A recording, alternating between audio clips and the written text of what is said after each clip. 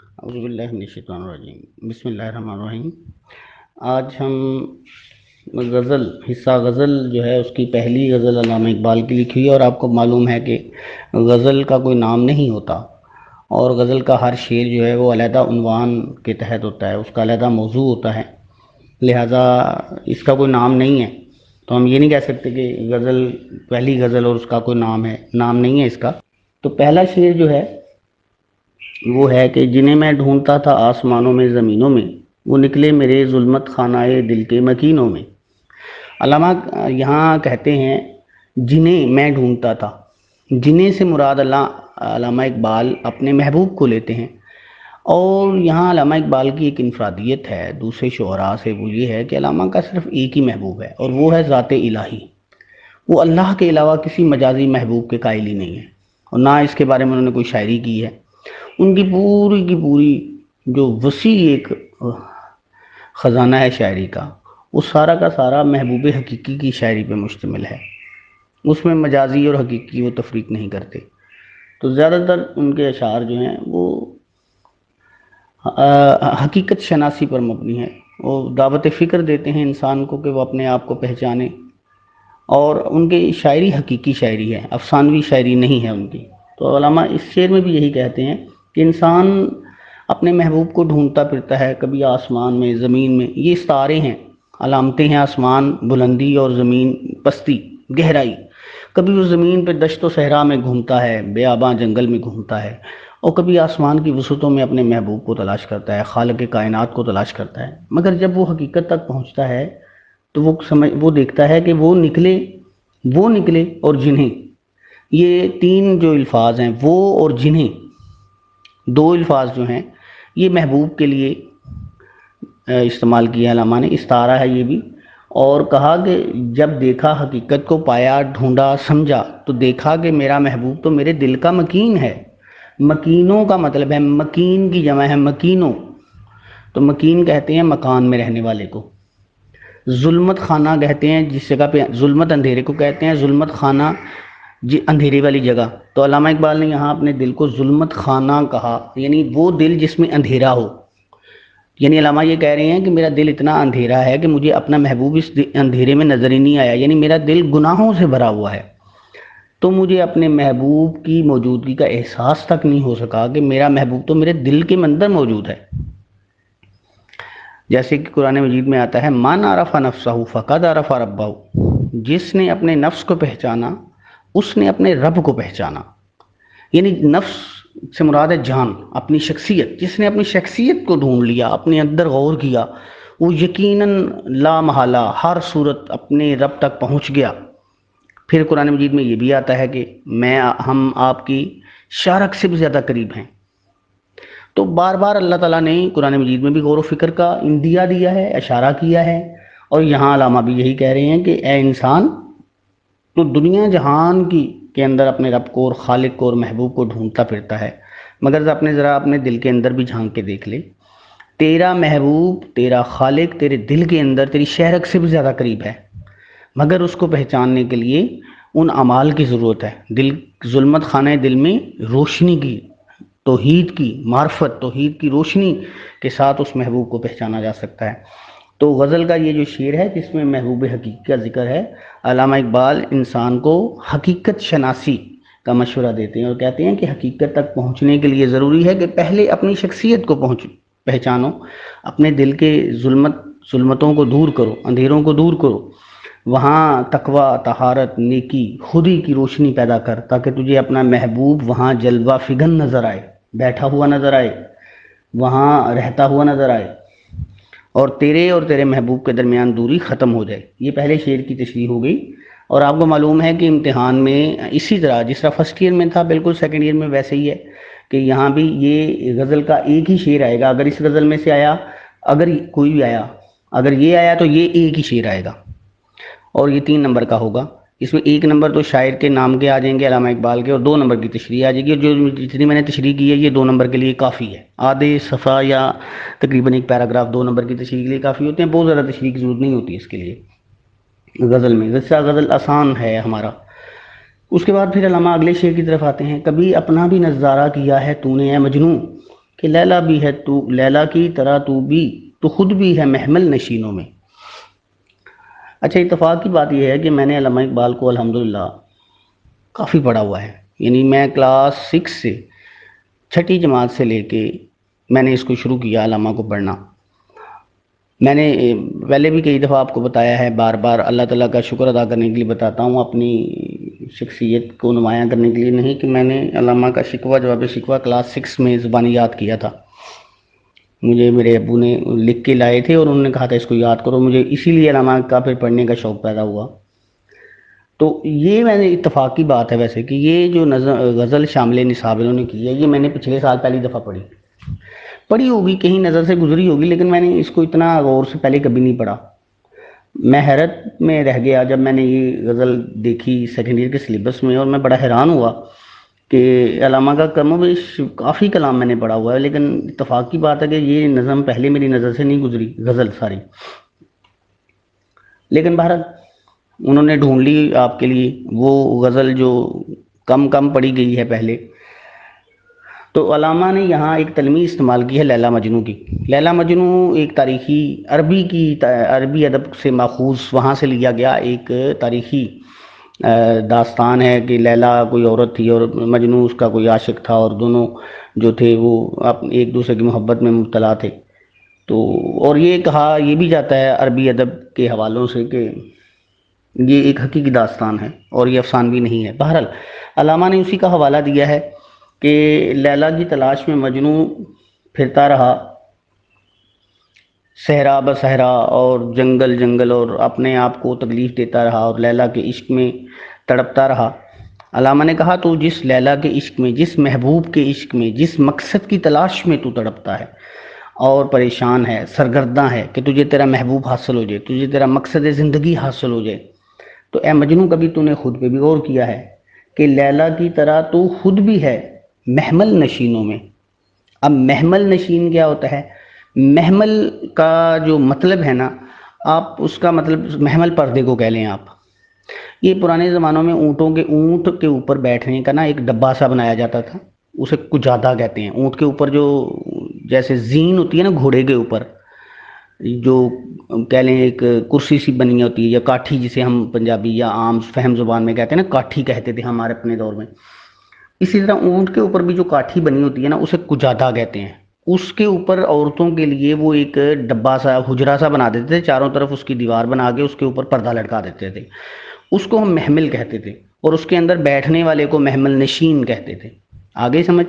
تو محمل نشین کا مطلب ہے پردے کے اندر بیٹھنے والی عورتیں، اور ویسے اس کا لفظی مطلب ہو گیا اونٹ کے اوپر جو کجادہ لگا ہوتا ہے اس کے پردے کے اندر بیٹھنے والی عورت۔ تو اس سے تشبیہ دی ہے علامہ نے کہ مجنوں تو گھر میں بیٹھ کے ہی سارے تڑپتا، اپنی تڑپ اور شوق ظاہر کرتا ہے، باہر نکل، تکلیف اٹھا تو پردے کی طرح عورتوں کی طرح پردے میں بیٹھ کے تو آہو فغاں نہ کر، اور اپنے محبوب کی یاد کا واویلا نہ کر اور شور نہ مچا، بلکہ باہر نکل۔ اس دنیا میں جو محنت کرتا ہے وہی مقصد زندگی حاصل کرتا ہے۔ تکلیف اٹھا، پریشانیاں اٹھا، زندگی کی حقیقتوں کا سامنا کر، تو تجھے اپنا محبوب حقیقی نظر آئے، اور تو پھر لیلا کی تلاش میں کامیاب ہو۔ اور لیلا سے مراد ہے اس کا محبوب، اور محبوب سے مراد ہے مقصد زندگی۔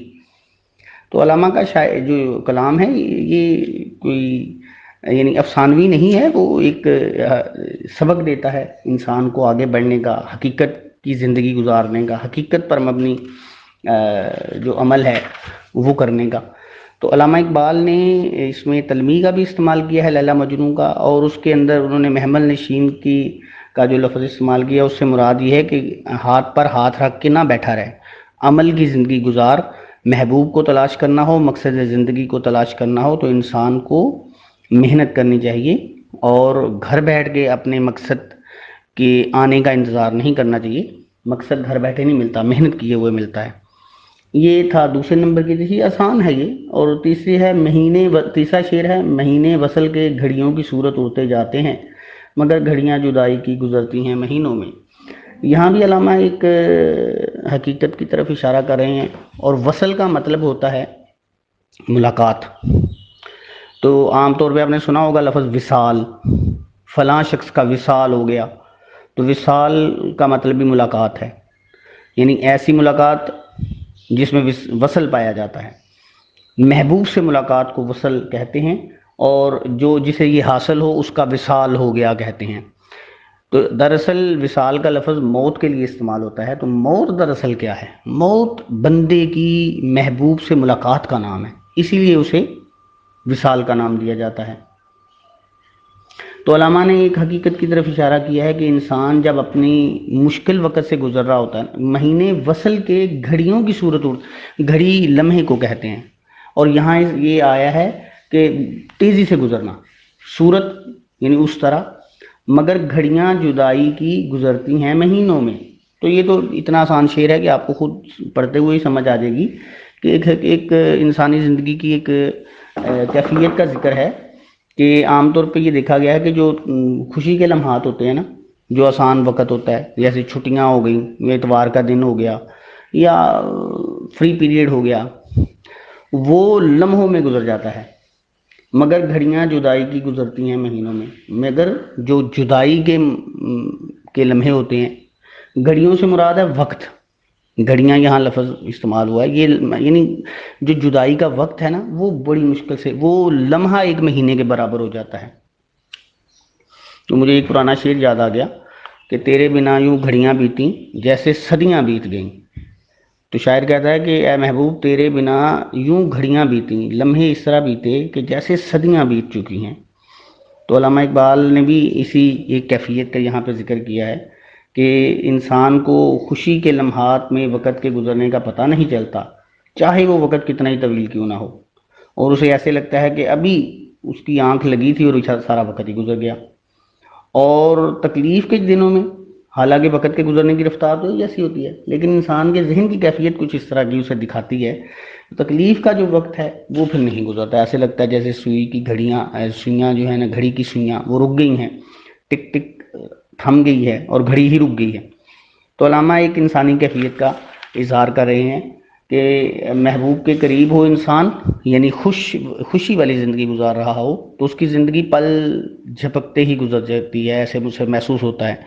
اور اگر وہ اپنے محبوب سے دور ہو، مشکلات کے وقت میں گھرا ہوا ہو، تو تب اسے ایسا محسوس ہوتا ہے کہ جیسے وقت جو ہے وہ گزر ہی نہیں رہا، حالانکہ وقت کی تو رفتار جیسی ہی ہوتی ہے۔ اس کے بعد ایک اور شعر ہے، علامہ نے کہا چوتھا شعر ہے، اور تو شاعر کہتا ہے، علامہ چوتھا شعر جو غزل کا ہے، پہلی غزل ہے یہ ہماری، اس میں علامہ کہتے ہیں مجھے روکے گا تو اے ناخدا کیا غرق ہونے سے، کہ جن کو ڈوبنا ہو ڈوب جاتے ہیں سفینوں میں۔ پہلے معنی لکھ لیں آپ، ناخدا، ناخدا کہتے ہیں جو خدا تو نہیں ہوتا، لیکن خدا کا لفظ تو ساتھ لگایا نا، خدا تو اللہ کے معنی میں آتا ہے ہر چیز پہ کرنے والا جو ہوتا ہے، تو یہاں ناخدا کا اردو زبان میں، فارسی زبان کا ویسے یہ لفظ ہے، تو یہاں علامہ نے کہا استعمال کیا ہے، تو ناخدا کہتے ہیں کشتی چلانے والے کو۔ تو دراصل وہ کشتی میں بیٹھے ہوئے لوگوں کا مالک ہوتا ہے، وہ اگر کشتی ڈبو دے تو سارے کے سارے لوگ مر جاتے ہیں، سمندر میں پانی میں غرق ہو جاتے ہیں، دریا میں، ندی میں، جس کی بھی اندر وہ کشتی چل رہی ہوتی ہے، تو اسے ناخدا کہتے ہیں، غرق ہونا، ڈوبنا۔ اور سفینہ جو ہوتا ہے نا، سفینہ کشتی کو بھی کہتے ہیں، جہاز کو بھی کہتے ہیں۔ تو علامہ کہتے ہیں کہ انسان اپنی تقدیر سے نہیں بھاگ سکتا، اور کہتا ہے مجھے روکے گا تو اے ناخدا، اے میری کشتی چلانے والے شخص، کیا تو میری زندگی کا مالک ہے؟ کیا تو کشتی کو چلا رہا ہے اور خیال کرتا ہے کہ یہ کشتی بڑی محفوظ ہے اور یہ غرق نہیں ہوگی، اور تو بڑا ماہر ہے اپنے کام میں، اور تو مجھے یہ اس بات کی ضمانت دے رہا ہے کہ میرے ہوتے ہوئے تو ڈوب نہیں سکتا؟ علامہ کہتے ہیں یہ غلط بات ہے، کوئی شخص اپنی تقدیر سے بھاگ نہیں سکتا۔ موت تو 7 محل کے 7 دروازوں کے اندر بنے ہوئے کمرے میں بھی انسان کو آ جاتی ہے، بادشاہوں کو بھی آ جاتی ہے، دنیا کے طاقتور ترین انسان کو بھی موت ڈھونڈ لیتی ہے، اور جہاں وہ موجود ہوتا ہے وہاں تک آپ پہنچتی ہے۔ تو جن کو ڈوبنا ہو ڈوب جاتے ہیں سفینوں میں، تو جن کو ڈوبنا ہوتا ہے وہ تو بڑے بڑے جہازوں میں، محفوظ کمروں میں، جہازوں کے اندر بنے ہوئے کمروں میں ڈوب جاتے ہیں، کھڑے ہوئے جہازوں میں ڈوب جاتے ہیں۔ تو یہ مت سمجھ کہ تو میری زندگی کا مالک ہے اور تو میری زندگی کی حفاظت کر رہا ہے، میری زندگی کی حفاظت میرا رب کرتا ہے جس کے ہاتھ میں میری جان ہے۔ تو علماء یہ کہہ رہے ہیں کہ انسان جو ہے نا وہ اپنی تقدیر سے بھاگ نہیں سکتا. اسی سے ضمنی طور پہ یعنی اضافی طور پہ مجھے ایک بات یاد آ گئی، اسی سے متعلقہ یعنی اس سے اس کا تعلق ہے کہ یہ تقدیر سے بھی ایک جڑی ہوئی ایک بات ہے کہ تقدیر کیا چیز ہے. تو میں نے آپ کو پہلے بھی کئی دفعہ کہا تھا کہ اللہ تعالیٰ کے علم میں ہے کہ آج سے 10 سال بعد 100 سال کے بعد میں نے کیا کرنا ہے. اگر 10 سال میں زندہ رہا تو میں وہ سارے کو اپنی آنکھ سے دیکھ سکوں گا. مجھے 10 سال کے بعد پتہ چلنا ہے، اللہ کو اپنے علم سے پہلے ہی پتہ ہے. تو چونکہ پہلے پتہ ہے اس لیے اس نے اس کو لکھ ڈالا ہوا ہے، لیکن اس کے لکھنے کی وجہ سے میں یہ عمل نہیں کر رہا، میں اپنے عمل کی وجہ سے ہی یہ عمل کر رہا ہوں. تو علامہ اقبال دراصل اس میں ایک حقیقت کی طرف بھی، دونوں اوپر والے بلکہ سارے اشعار میں حقیقت کی طرف اشارہ کر رہے ہیں. تو علامہ اقبال یہ کہہ رہے ہیں کہ انسان جو ہے جو ہونی ہے اس کو نہیں روک سکتا. جو چیز مقدر میں لکھی ہوئی ہے اس نے ہو جانا ہے، چاہے اس کے لیے وہ لاکھ احتیاطی تدابیر اختیار کر لے، لاکھ پردوں میں جا چھپے، موت اس کو ڈھونڈ لے گی.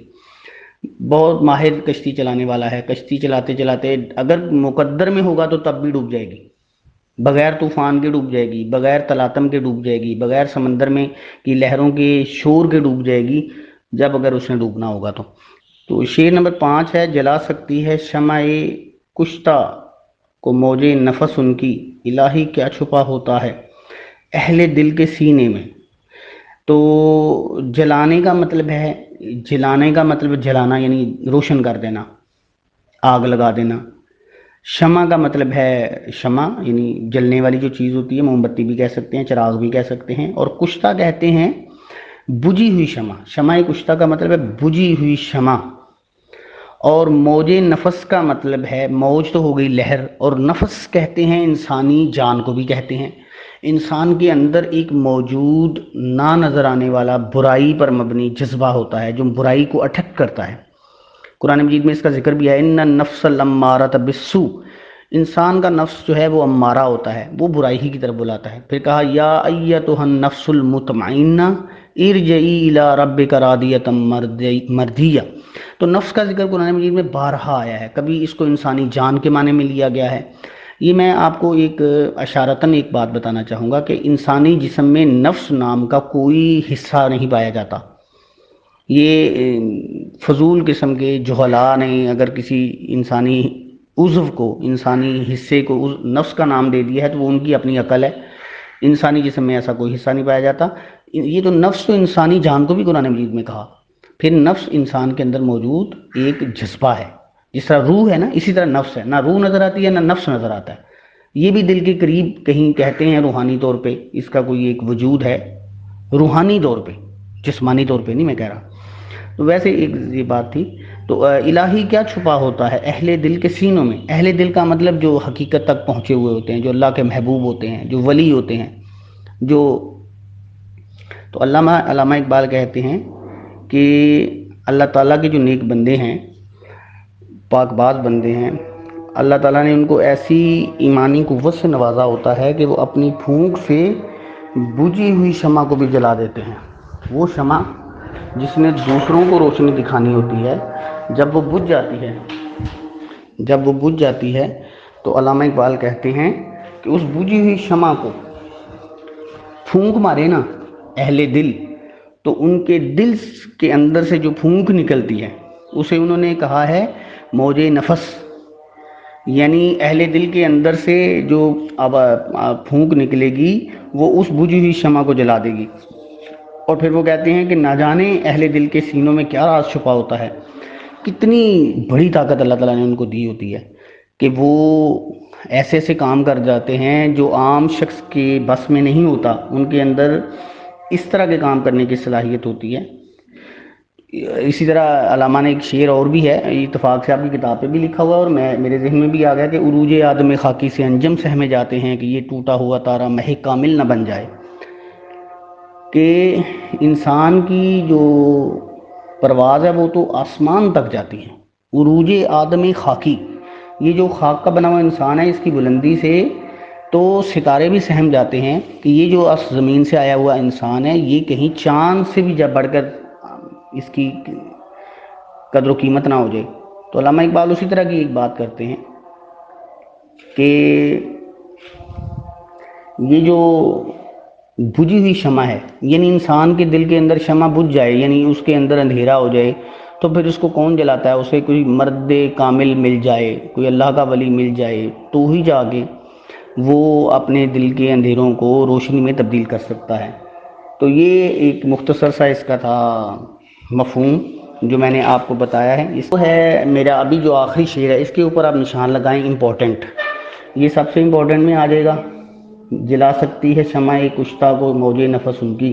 مطلب اس کا ایک اور بتا دیتا ہوں جاتے جاتے، کہ اگر ایک انسان جو گمراہیوں میں اندھیروں میں گم ہو چکا ہو، اس کے دل کی شمع بجھ چکی ہو، اور اس کے دل میں اندھیروں نے جگہ اور ڈیرے ڈال دیے ہوں، وہ کسی اللہ کے ولی کے پاس بیٹھے جس کا دل روشن ہو، اور جس کے دل کے اندر اندھیروں کی کوئی جگہ نہ ہو، اور اس کا دل حقیقت اور توحید کے نور سے منور ہو، تو وہ اس کی صحبت میں بیٹھ کے، اس اللہ کے ولی کی صحبت میں بیٹھے گا، تو اس کا اپنے دل کی شمع جو بجھ چکی ہے وہ روشن ہو جائے گی۔